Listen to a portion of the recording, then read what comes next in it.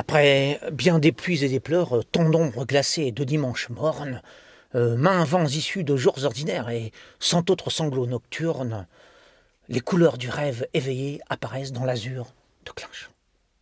En ce mois de mars, encore imprégné des torpeurs de l'hiver, un arc-en-ciel brille dans les nues, avec au-dessous un village terne, des champs trempés, des bêtes placides, des hommes émerveillés. À croire que ces éclats célestes font partie des rares miracles observables capables de faire se relever la tête des habitants en ce lieu maudit où pas un citadin n'aurait l'idée de venir s'encrouter.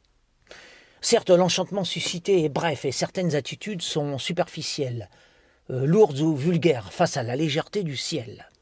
Cependant, ces âmes grossières, passagèrement éblouies par l'illumination, ont le temps de monter un peu plus haut que d'habitude, au-dessus de leur monde étriqué.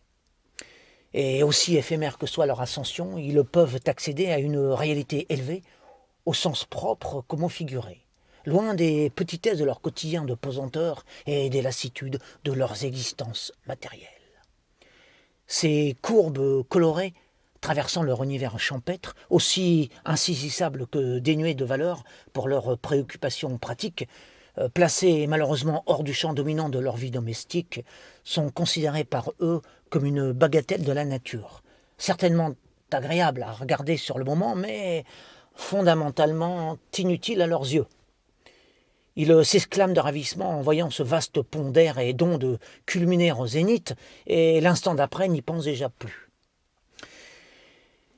Ces coups de pinceau cosmiques suffisent pourtant, presque à leur insu, à apporter un peu de lumière au fond de ces êtres, aux aspirations strictement prosaïques et aux vues purement horizontales.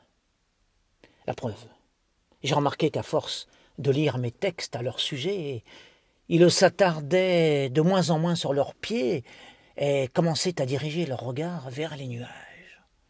Il semble que les incarnés de Clinchamp ne soient finalement point aussi dénués d'esprit que je ne le pensais. À l'heure fatidique où chez eux resplendissent les lueurs aériennes. Et c'était mon 95e texte sur Clinchamp.